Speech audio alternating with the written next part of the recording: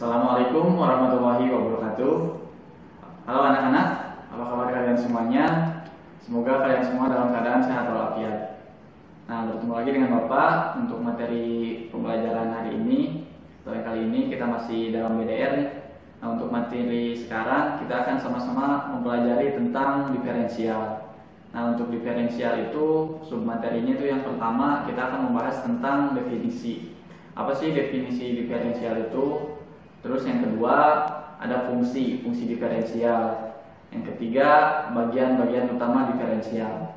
Dan yang terakhir yang keempat cara kerja diferensial.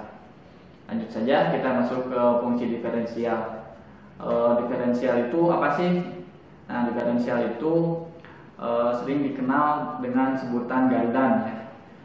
Nama lainnya itu gardan, yaitu merupakan komponen pada mobil yang berfungsi untuk meneruskan tenaga mesin ke poros roda yang sebelumnya melewati transmisi dan propeller shaft sehingga dapat memutarkan roda dan menjalankan kendaraan. Nah, setelah itu putaran roda semuanya berasal dari proses pembakaran yang terjadi dalam ruang bakar. Proses pembakaran inilah yang kemudian akan menggerakkan piston untuk bergerak naik turun. Kemudian gerak naik turun piston ini akan diteruskan untuk memutar poros engkol. Nah, jadi itu untuk fungsi diferensial. Lanjut ke yang kedua, fungsi diferensial. Fungsi diferensial itu yang pertama merubah arah putaran mesin. Nah, sebagaimana kalian ketahui bahwa posisi mesin pada mobil untuk truk atau khususnya mobil yang menggunakan askopel memiliki posisi mesin yang memanjang ke depan, sehingga arah putaran roda jelas tidak searah dengan arah putaran roda. Maka gardan inilah yang membuat arah dari putaran mesin menjadi searah dengan arah putaran roda, yaitu maju ke depan. Nah, yang kedua, memperbesar momen. Momen adalah tenaga putar dari sebuah benda yang berputar. Putaran poros engkol mempunyai tenaga atau momen.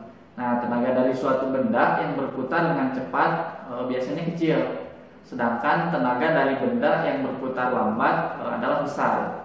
Seperti kita ketahui bahwa selamat lambatnya mesin berputar itu memiliki kecepatan minimal 600 rpm. Maksudnya itu dalam satu menit itu poros engkol berputar 600 kali. Sedangkan pada kecepatan tinggi sebuah kendaraan itu memiliki kecepatan 12.000 rpm. Berarti poros engkol berputar dalam satu menitnya itu 12.000 kali. Nah, agar tenaga dari poros engkol ini menjadi besar, maka kecepatan putaran dari poros engkol ini harus diperlambat. Nah, disinilah gardan memperlambat kecepatan putaran dari poros engkol tersebut, sehingga tenaga putar atau momen menjadi besar dan mobil dapat bergerak atau berjalan. Nah, yang ketiga fungsi diferensial itu yang ketiga membedakan putaran roda saat belok. Pada saat mobil berbelok, putaran roda bagian dalam otomatis cenderung lebih lambat daripada putaran roda bagian luar. Hal ini dimaksudkan agar mobil dapat berbelok dengan baik dan tidak terjadi slip. Jika kedua roda antara yang kiri dan kanan selalu sama putarannya, maka mobil tak akan berbelok. Nah, disinilah gardan kembali membuat putaran roda kiri dan kanan tidak sama, sehingga mobil dapat berbelok dengan baik. Lanjut ke bagian-bagian utama diferensial. Nah, dalam bagian-bagian utama diferensial itu digolongkan menjadi dua. Yang pertama final gear dan yang kedua diferensial gear. Nah, kita bahas dulu final gear. Apa sih final gear? Yaitu final gear itu terdiri dari drive pinion gear dan ring gear. Nah, drive pinion gear itu selalu dibuat lebih kecil daripada ring gear. Hal ini bertujuan untuk memperkecil atau mereduksi putaran agar diperoleh momen yang lebih besar. Karena momen yang dihasilkan oleh transmisi itu belum cukup untuk menggerakkan kendaraan. Berdasarkan konstruksinya, roda gigi final gear ini dibedakan menjadi beberapa tipe. Antaranya itu yang pertama bevel gear. Bevel gear ini konstruksinya perkaitan drive pinion dengan ring gear berada di tengah-tengah garis pusat atau garis tengah ring gear. Kalian bisa lihat pada gambar di samping itu. Terus yang kedua, hypoid bevel gear. Nah, konstruksi model ini perkaitan drive pinion dengan ring gear berada di bawah garis pusat ring gear sehingga membentuk offset. Nah, kedudukan poros propeller bisa diperendah tanpa mengurangi jarak minimum ke tanah. Nah, dengan rendahnya kedudukan propeller ini, maka letak transmisi bisa lebih rendah, maka titik berat mobil juga lebih rendah, sehingga faktor keamanan lebih terjamin. Hypoid bevel gear ini mempunyai permukaan gigi gelincir yang kuat, perbandingan persinggungan gigi besar dan bekerja sangat halus. Hanya saja diperlukan oli spesial atau yang khusus yang memiliki oli yang kuat dan pembuatannya lebih sukar, memerlukan ketelitian yang tinggi. Nah, biasanya pelumas yang sesuai untuk roda gigi jenis ini adalah dengan seri GL5 berdasarkan API Service Classification. Nah, untuk gambarnya kalian bisa lihat di samping. Yang ketiga, spiral bevel gear. Konstruksi model ini, drive pinion membentuk gigi spiral. Perkaitannya dengan ring gear berada di tengah-tengah garis pusat ring gear. Putarannya halus, namun proses pembuatannya itu memerlukan presisian atau ketelitian yang tinggi. Nah, untuk gambar spiral bevel gear kalian bisa lihat di samping.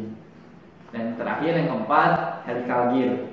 Pada model ini, drive pinion selalu bersinggungan dengan ring gear pada lokasi yang sama tanpa ada celah antara kedua gigi tersebut. Nah, oleh sebab itu bunyi dan getaran yang timbul itu sangat kecil. Nah, gambarnya kalian bisa lihat dari samping. Dari beberapa model gear di atas yang sering digunakan pada kendaraan penggerak roda depan adalah helical gear. Sedangkan untuk penggerak roda belakang biasanya yang sering digunakan itu model hypoid bevel gear. Oke, kita masuk ke bagian utama diferensial yang kedua, yaitu diferensial gear. Nah, diferensial gear ini ketika kendaraan berbelok, jarak tempuh roda bagian dalam atau disebut A lebih kecil dari jarak tempuh roda bagian luar. Nah, dengan demikian, roda bagian luar harus berputar lebih cepat dari roda bagian dalam. Bila roda-roda berputar dengan putaran yang sama, maka salah satu ban akan selip, yang menyebabkan ban akan cepat aus. Nah, untuk mengatasi hal ini diperlukan diferensial, yaitu diferensial gear dengan tujuan untuk membedakan putaran roda. Bila beban yang sama diletakkan pada setiap rek, kemudian sakel ditarik ke atas, maka kedua rek akan terangkat pada jarak yang sama sejauh sakel ditarik ke atas, selama tahanan pada kedua sisi pinion ini sama. Bila beban yang lebih besar diletakkan pada rek sebelah kiri misalnya, dan sakel ditarik ke atas, pinion akan berputar sepanjang gigi rek yang mendapat beban lebih berat. Ini disebabkan karena adanya perbedaan tahanan yang diberikan pada pinion, dan ini mengakibatkan rek yang mendapat beban lebih kecil akan terangkat. Nah, jarak rek yang terangkat sebanding dengan jumlah putaran pinion. Nah, kalian dapat lihat pada gambar di samping. Nah, selanjutnya dapat dilihat juga gambarnya jika jarak A lebih besar daripada jarak B dan RPM roda bagian dalam lebih kecil dari RPM roda bagian luar. Gambarnya bisa kalian lihat sistem diferensial gear. Selanjutnya, bila salah satu roda berada pada jalan datar, yang lainnya pada jalan yang bergelombang, seperti pada gambar, pada permukaan jalan yang bergelombang dan roda pada permukaan jalan yang datar, maka akan berputar lebih cepat daripada roda yang satunya. Gambarnya bisa kalian lihat di samping.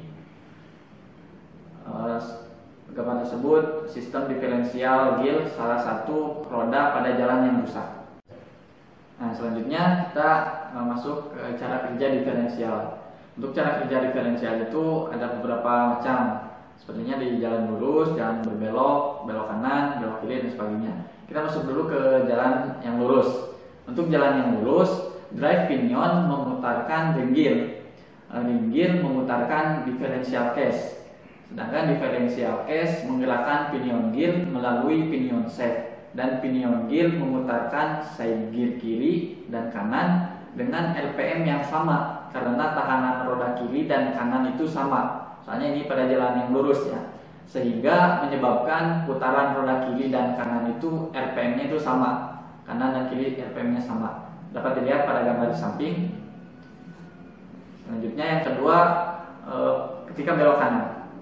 Ketika belok kanan, drive pinion memutarkan ring gear memutarkan differential case menggerakkan pinion gear melalui pinion shaft, dan pinion gear memutarkan side gear kiri mengitari side gear kanan. Nah, karena di sini tahanan roda kanan lebih besar, sehingga menyebabkan putaran roda kiri itu RPM-nya lebih besar daripada roda kanan. Dapat dilihat pada gambar samping. Selanjutnya yang ketiga, ketika belok kiri. Ketika belok kiri, drive pinion memutarkan ring gear memutarkan differential case menggerakkan pinion gear melalui pinion shaft, dan pinion gear memutarkan side gear kanan mengitari side gear kiri. Nah, karena tahanan roda kiri lebih besar, sehingga menyebabkan putaran roda kanan lebih besar dari roda kiri, atau RPM roda kanan atau A lebih kecil daripada roda kiri. Dapat dilihat pada gambar. Dan yang terakhir, pengunci diferensial. Untuk pengunci diferensial ini, koefisien gesek roda kiri dan kanan berbeda.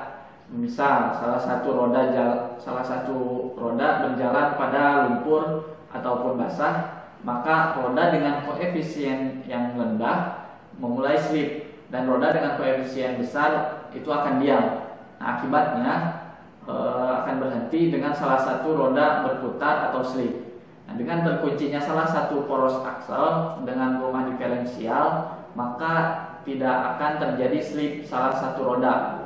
Slip salah satu roda saat roda kiri dan kanan koefisien geseknya tidak sama. Setelah kendaraan sudah keluar dari lumpur, pengunci harus dilepas. Nah, apabila tidak dilepas, penggerak aksel ini akan pecah.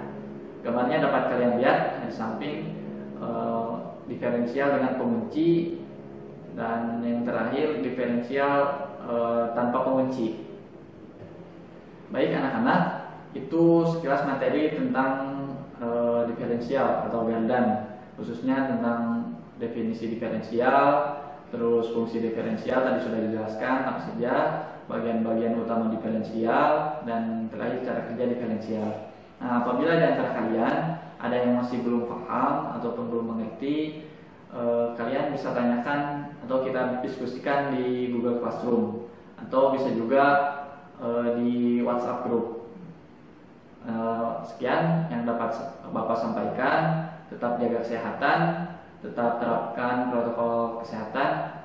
Terima kasih. Assalamualaikum warahmatullahi wabarakatuh.